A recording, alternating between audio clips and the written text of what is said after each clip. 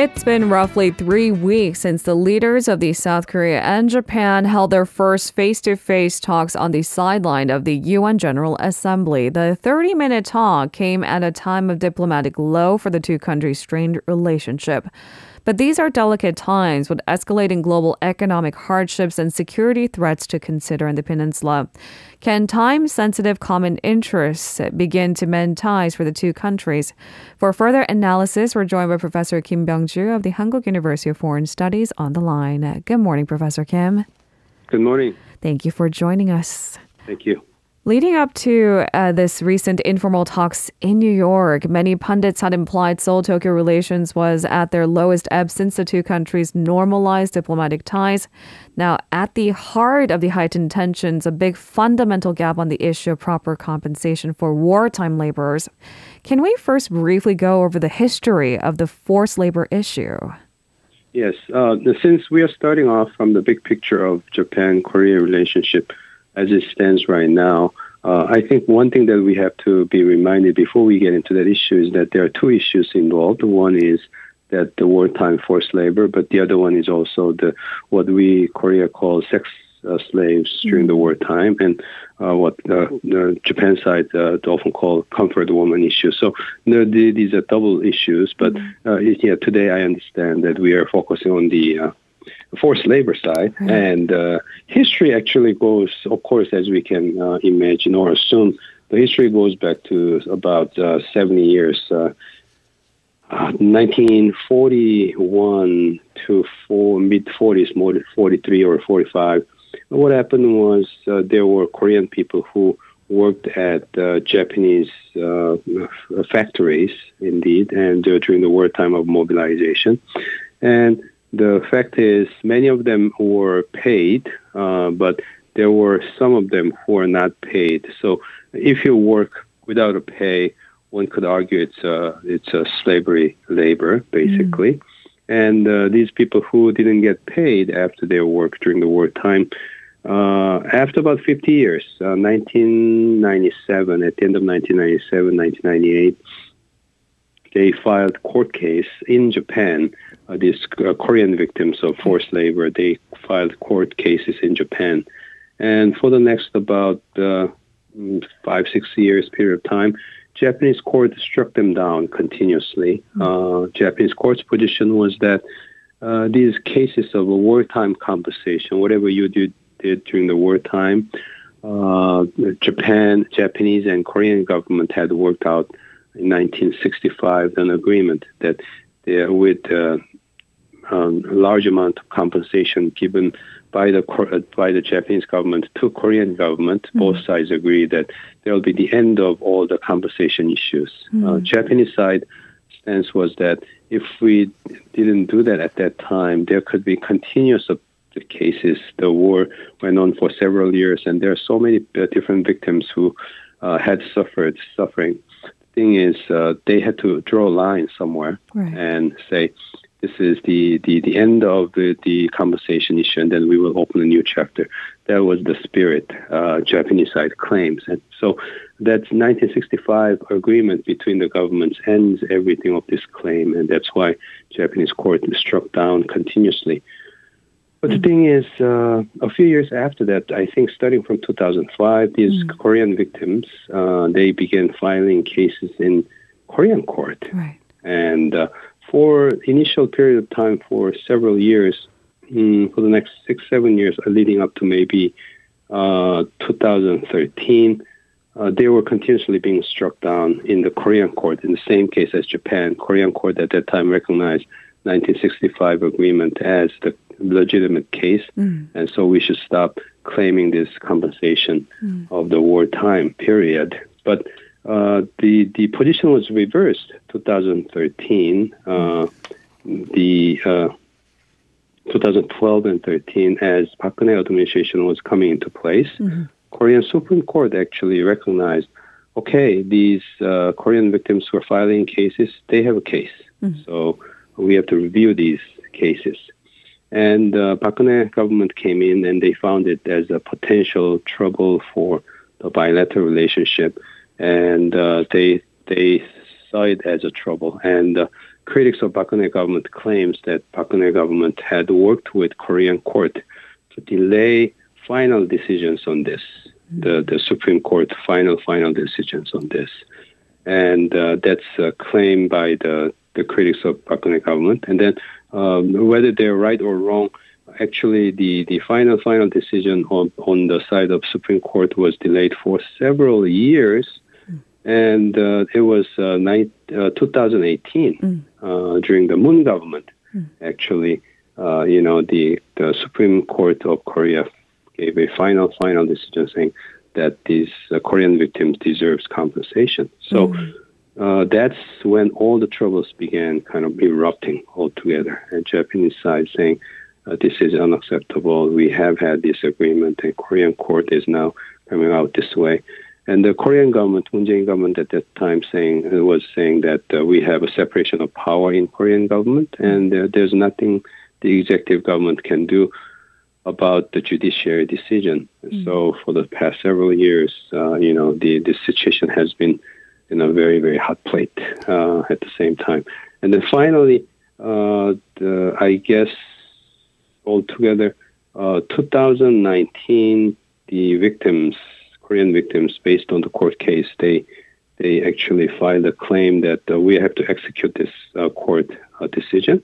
And the way we're going to do it is we will force Japanese companies, the Korean subsidiaries of Japanese companies here, liquidate their assets by force, by court order, and then have that money being used to pay for compensation for Korean victims. So since then, the situation has been in a kind of frozen moment in a very extreme high tension, and the two sides of the government has been facing each other, accusing the other side not helping to resolve the situation. So that's the overall historical process that we've been going through so far. That was a lot of grounds to cover, but thank you very much for clarifying the background in which the hypersensitivity issue has actually not necessarily given out a clear solution as to how to step forward. You talked about the 1965 agreement. Clearly, the Japanese side saw the sense of finality with that agreement. South Korea, perhaps not, depending on where you stand on that spectrum.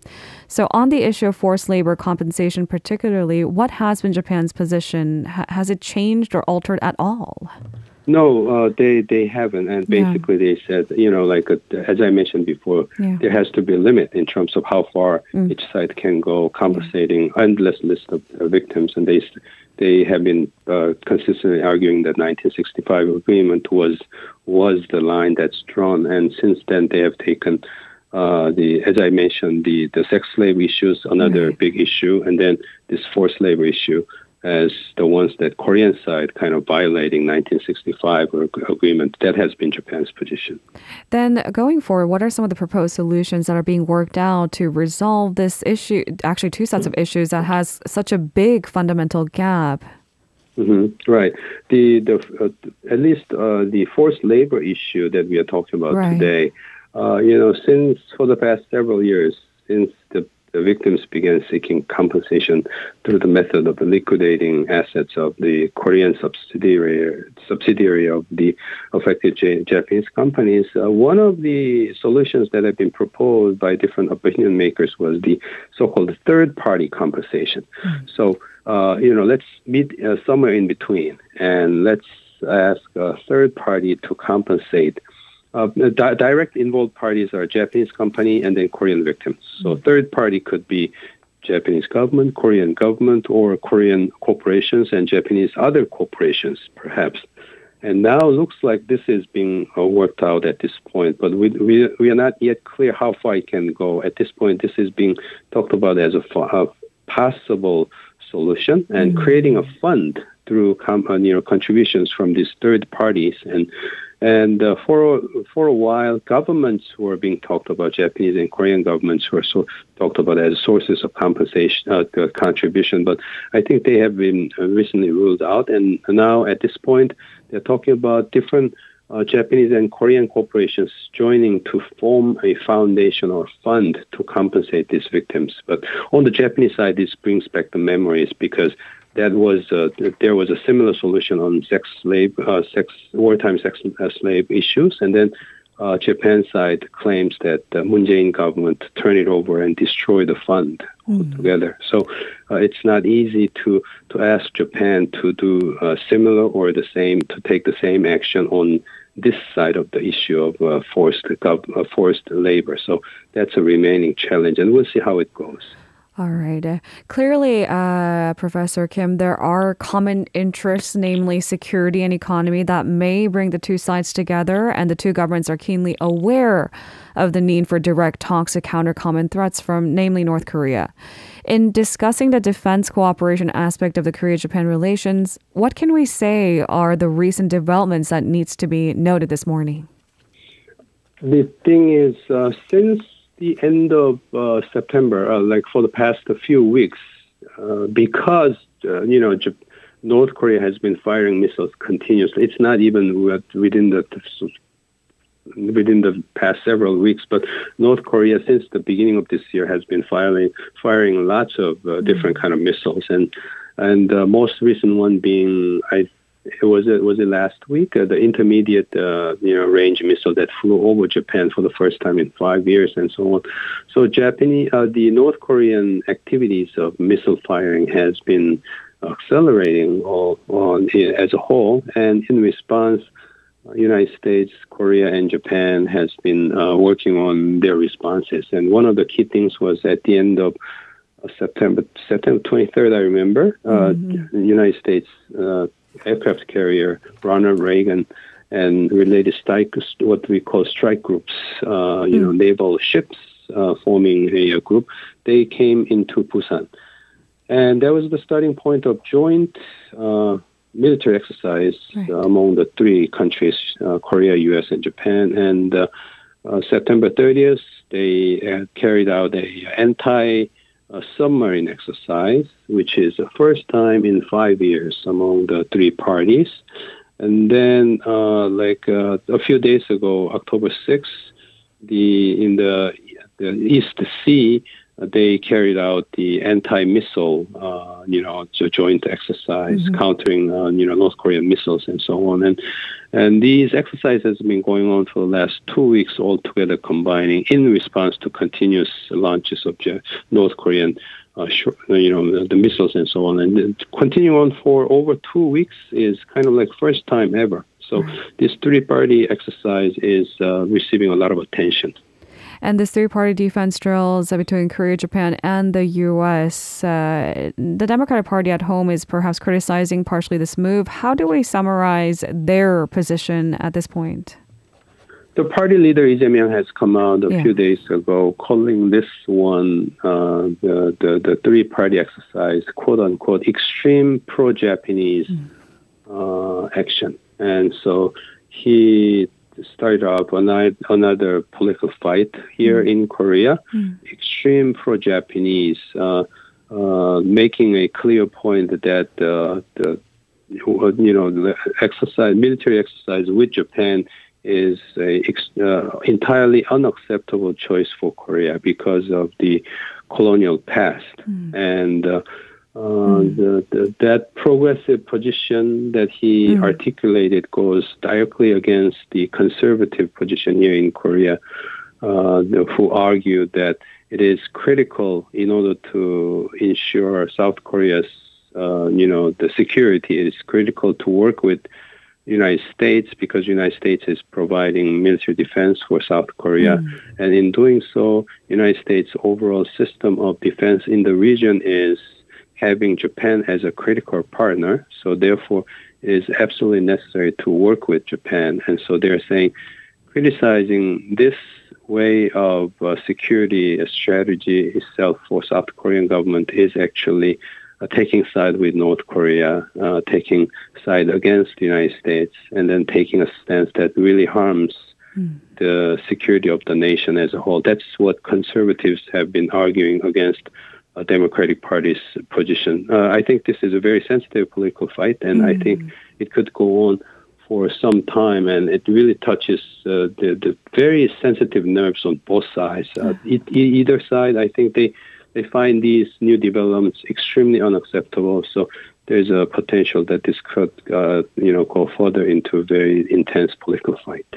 Professor Kim, but as you alluded to, both sides could agree that the recent provocations are serious with serious implications. So could there be perhaps a consensus or a way to build a consensus on a seriously politically divisive issue, and in this case, on what Korea should do going forward as far as Korea-Japan relations are concerned?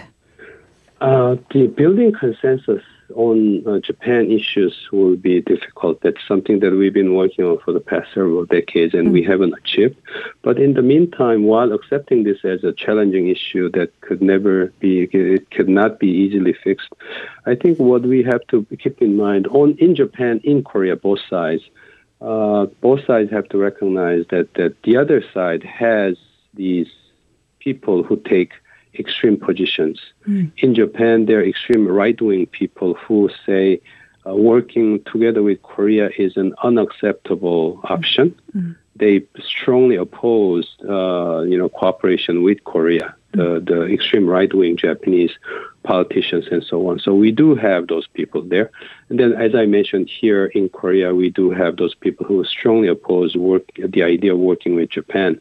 So what needs to be done is the rest of us in Korea and Japan, and I do have many Japanese friends who strongly feel that Japan has to continuously apologize to Korea until Korean side say it's sufficient now and you don't have to do it anymore, whatever. There are these very pro-Korean people in Japan who want to build good relationship with Korea. So I guess those Koreans who want to build good relationship with Japan have to work with those Japanese who feel the same way. And by doing so, perhaps it's possible for two countries to open, I guess, better future going forward without really fundamentally addressing what seems to be an impossible task of unifying the country on both sides. Thank you very much for leaving us on such a sound message. Sometimes it is really easy for us to be swayed by extreme narratives. It grabs our attention. It certainly creates headlines and buzz. But on both sides, that's not the only sheer example. There are mindful people in the mix as well. Something to consider, perhaps something we don't cover enough in the headlines. Thank you so much, Professor Kim, for such a detailed, insightful conversation. We'll speak to you again next week. Thank you very much. If you're listening to our program using the podcast service, just a reminder that we do go live Monday through Friday, 7 a.m. Korea Standard Time. So tune in and help us make the show more informative by giving us your input. See you bright and early on Good Morning Seoul.